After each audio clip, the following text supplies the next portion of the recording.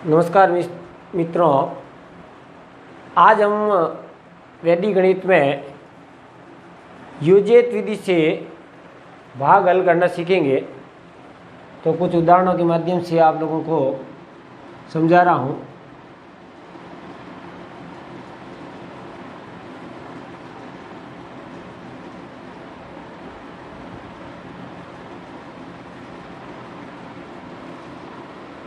योजित विधि से भाग करना। जैसे यहाँ संख्या है 45 56 भाग 11। सबसे पहले क्या करना है, आपको यहाँ 3 खंड बनाने हैं। पहला खंड, दूसरा खंड, तीसरा खंड, 3 खंड बनाने हैं। यहाँ 2 लाइन खींच दो। ये पहला खंड, ये दूसरा खंड, ये तीसरा खंड। पहले खंड में आएगा आपके भाजक, दूसरे खंड में आएगा आपके भाज्य, और तीसरे खंड में आधार के अनुसार, मान लो आधार में 1 शून्य है तो यहाँ पर तीसरे खंड में भाजक का इकाई अंक आएगा। और मान लो आधार में 2 शून्य यानी 100 है आधार, तो यहाँ पर इस भाज्य के 2 अंक है वो तीसरे खंड में आएंगे। तो सबसे पहले आपको यहाँ लिखना है भाजक, उसके बाद में आएगा आपके आधार, उसके बाद में आएगा आपके विचलन, और उसके बाद में आएगा संशोधन गुणांक। संशोधन गुणांक भाजक सबसे पहले जिसका हम जिस संख्या में किसी का भाग देते हैं वह संख्या होती है भाजक। जैसे यहाँ पर भाजक है 11। अब 11 के नज़दीक एक जीरो वाली संख्या है वो है 10, तो आधार हो जाएगा 10। विचलन भाजक माइनस आधार बराबर हो जाएगा विचलन, यानी 11 में से हम 10 घटाएंगे तो पीछे आ जाएगा, ये जो पीछे बचेगा वो आ जाएगा विचलन, यानी विचलन आ रहा है +1 में। तो संशोधन गुणांक है वो इसका उल्टा हो जाएगा। विचलन मान लो +1 है तो संशोधन गुणांक हो जाएगा -1। विचलन मान लो -1 है तो संशोधन गुणांक हो जाएगा +1। और विचलन मान लो यहाँ +2 है तो यहाँ हो जाएगा -2। और मान लो यहाँ पर +3 है तो यहाँ हो जाएगा -3। तो विचलन मान लो प्लस में है तो संशोधन गुणांक होगा माइनस में, और संशोधन गुणांक है वो माइनस में है तो विचलन होगा प्लस में। अब यहाँ पर हमें आधार में 1 शून्य है यहाँ, तो यहाँ पर ये जो भाज्य है उसका 1 अंक है वो यहाँ तीसरे खंड में आएगा। बाकी वाली संख्या है वो आपको दूसरे खंड में लिखनी है। जैसे 4 5 5 हमने यहाँ लिख दिया, और लास्ट वाले 6 है वो तीसरे खंड में आ गई। अब यहाँ तीसरे खंड में 1 ही अंक क्यों आया, क्योंकि आधार में शून्य कितना है, 1 है। अब यहाँ पर आपको एक लाइन खींचनी है। अब द्वितीय खंड में जो यहाँ संख्या आएगी वह होगा आपका भागफल, और तीसरे खंड में जो संख्या यहाँ आएगी वह होगा आपके शेषफल। संशोधन गुणांक हो गया आपके -1। अब यहाँ पर -1 है तो यहाँ पर आपको क्या करना है, घटाना है। सबसे पहले ये जो बाएं अंक से जो पहले वाली संख्या है वो है 4, तो यहाँ 4 लिख दिया आपने। अब 4 को आपको क्या करना है, 1 से गुणा करना है। जो ये भागफल आया है उसको संशोधन गुणांक से गुणा करना है। तो 4 को आप 1 से गुणा करेंगे तो 4 आएगा। 4 है वो ये आगे वाली संख्या के नीचे लिख दो, यहाँ 5 के नीचे। अब यहाँ पर -1 है, इसका मतलब 5 में से 4 आपको क्या करना है, घटाना है। तो यहाँ आ जाएगा आपके 1। अब फिर 1 को 1 से गुणा करो, संशोधन गुणांक को, भागफल को संशोधन गुणांक से गुणा करना है। तो 1 को 1 से गुणा करेंगे तो आएगा 1, वो यहाँ लिख दिया 1। 5 में से 1 गए, पीछे बच गए 4। 4 को फिर 1 से गुणा किया, यहाँ आ गए 4। 6 में से 4 गए, पीछे बच गए 2। अब हम ये जो संख्या आई है द्वितीय खंड में वो तो है आपका भागफल, और ये जो संख्या आई है वो है आपके शेषफल। अब हम साधारण विधि से भाग करके देखते हैं। 4 5 5 6, इसमें हमें भाग देना है 11। 11 का भाग 45 में 4 बार जाएगा, 11 चौक 44। 45 में से 44 गए, पीछे बच गया 1। ये 5 उतार दिया यहाँ पर, यहाँ हो गए 15। 11 का भाग 15 में कितनी हो जाएगा, 1 बार। 11 1 11, 15 में से 11 गए, पीछे बच गए 4। यहाँ हमने उतार दिया 6। अब 46 में 11 का भाग जाएगा 4 बार। 11 चौक 44, 46 में से 44 गए, पीछे बच गए 2, ये आ गया आपका शेषफल। तो ये तो हमारी साधारण विधि से भाग देख लो, या 444 है, 414 है, वो है आपके भागफल और 2 है शेषफल। तो हमने साधारण विधि से भाग हल करके हम उत्तर की जांच कर सकते हैं कि भाई हमारा ये परावर्ती योजित विधि से जो हमने भाग किया है वो हमारा सही है या नहीं है। मान लो सही है तो फिर ठीक है, नहीं तो फिर आपके कहीं के बीच में गलती हुई है। इस प्रकार से बहुत सारे ऐसे उदाहरण हैं, जैसे यहाँ पर तो आधार है वो 10 था, अब हम संशोधन गुणांक है वो प्लस वाली संख्या लेंगे यहाँ पर, या फिर एक आधार है वो 100 वाली संख्या ले लेते हैं। जैसे यहाँ पर लिखा हुआ है अभी 35,984, ये उदाहरण है भाग 112। सबसे पहले यहाँ लिखना है भाजक। भाजक यानी वह संख्या जिसका भाग हम किसी संख्या में देते हैं। तो जिस संख्या में भाग देते हैं वह होता है भाज्य, और जिस संख्या का हम उस संख्या में भाग देते हैं वो होता है भाजक। तो भाजक, उसके बाद में यहाँ आ जाएगा आधार, यहाँ फिर आ जाएगा विचलन, और यहाँ आ जाएगा आपके संशोधन गुणांक। संशोधन गुणांक ये हो गया आपके पहला खंड, यहाँ हो जाएगा दूसरा खंड, यहाँ हो जाएगा तीसरा खंड। भाजक 112, आधार, अब 112 के नज़दीक 2 जीरो वाली संख्या तो 100 है, तो आधार हो जाएगा यहाँ पर 100। विचलन 112 में से 100 घटा दो, भाजक में से आधार को घटा दो, विचलन आ जाएगा आपके 12, वो भी किस में, प्लस में। तो संशोधन गुणांक है वो इसका उल्टा हो जाएगा -12। संशोधन गुणांक -12, विचलन +12, आधार 100 और भाजक है वो 112 है, वो जो ऊपर दिया हुआ है। अब यहाँ पर आधार में 2 जीरो है, तो इस भाज्य में से हम 2 अंक है वो तीसरे खंड में रखेंगे, बाकी वाली संख्या है वो द्वितीय खंड में आएगी। तो यहाँ पर 3, 5, 9 यहाँ रख दिया, और 8 और 4 आपको यहाँ रखना है। अब यहाँ एक लाइन खींच दो। सबसे पहले ये 3 है जो सबसे पहली संख्या है, यहाँ से पहली संख्या उसको यहाँ उतार दिया। अब 3 को हम 12 से गुणा करेंगे, 12 को 3 से गुणा करेंगे तो यहाँ आ जाएगा आपके 36।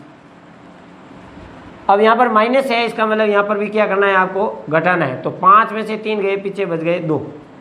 2 को 12 से गुणा करेंगे तो यहाँ आएगा 24। तो आप देखो यहाँ पर पहले 2 अंकों की संख्या थी, तो 5 के नीचे 3 उतार दिया और 9 के नीचे 6 उतार दिया। अभी 2 को हम 12 से गुणा करेंगे तो 24 आ रहा है, तो एक संख्या रहेगी यहाँ पर 2 और 4 रहेंगे यहाँ पर।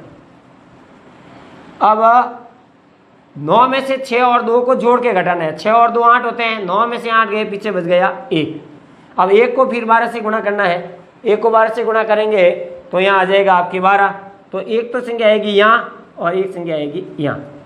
अब आपको 4 और 1 को जोड़ के 8 में से घटाना है, तो 4 और 1 5 होते हैं, 8 में से 5 गए, पीछे बच गए 3, और 4 में से 2 गए, पीछे बच गया 2। यानी भागफल है वो है 321 और शेषफल है वो है 32। शेषफल आ गया 32 और भागफल आ गया 321। ये तो था आपके, ये संशोधन गुणांक जब माइनस में हो तो यहाँ पर घटाने वाली संख्या आ रही है, और संशोधन गुणांक मान लो प्लस में है तो फिर यहाँ पर हम क्या करना पड़ेगा, जोड़ना पड़ेगा। अब और 2 उदाहरण हैं, 2-3 उदाहरण और समझ लो आप।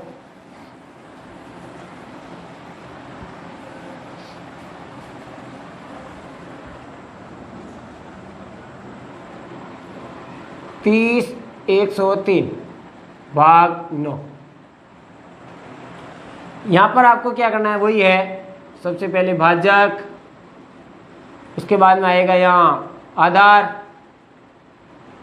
विचलन, और यहाँ पर आएगा आपके संशोधन गुणांक। संशोधन गुणांक भाजक ये रहा 9, 3 खंड बना लो यहाँ। भाजक है 9, आधार, अब 9 के नज़दीक 1 जीरो वाली संख्या तो होगी 10, तो यहाँ आ जाएगा आधार 10। अब भाजक है वो छोटा है और आधार है वो बड़ा है, तो यहाँ विचलन आएगा माइनस में, क्योंकि हम क्या कर रहे थे, भाजक में से आधार घटा रहे थे, तो भाजक बड़ा था और आधार छोटा था, तो यहाँ पर विचलन है वो प्लस में आ रहा था। अब हम क्या कर रहे हैं, आधार में से भाजक को घटा रहे हैं, तो विचलन यहाँ पर आएगा -1। अब विचलन -1 आ रहा है तो फिर संशोधन गुणांक इसका उल्टा होगा, यानी +1 होगा। अब संशोधन गुणांक +1 में है तो फिर हमें यहाँ पर संख्या को क्या करना है, जोड़ना है। तो सबसे पहले अब आधार में 0 1 है, इसका मतलब एक संख्या को आपको यहाँ बाहर रखना है, बाकी वाली संख्या यही आएगी 3 0 1 0। ये लास्ट वाली जो इकाई अंक है वो यहाँ आ जाएगा तीसरे खंड में। ये पहला खंड है, ये दूसरा खंड है और ये तीसरा खंड है।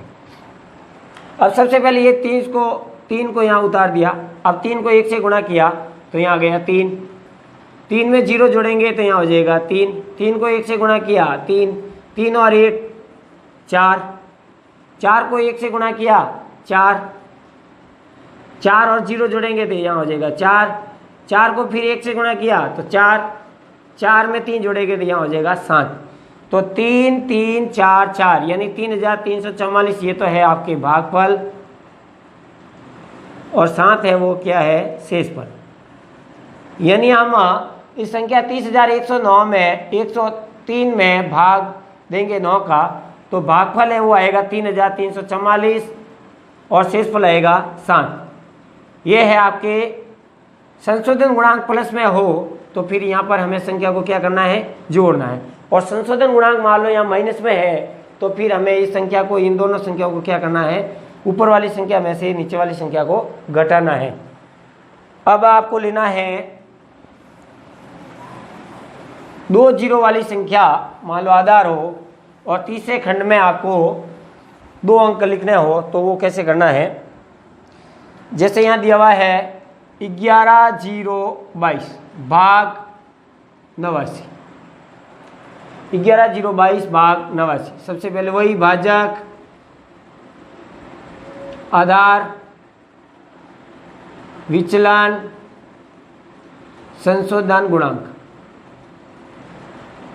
संशोधन गुणांक।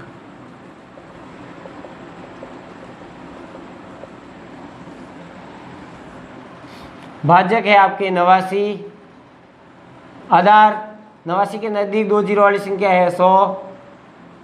वैदिक गणित में मेन है जो महत्वपूर्ण है वो है आधार आपके, और आधार हमेशा या तो 1 0 वाली संख्या 10 होता है, या आधार 100 होता है, या फिर आधार होगा 1000, फिर यह होगा 10,000। ऐसे ऐसे जैसे बड़ी संख्या होगी वैसे वैसे ये आधार माना जाएगा।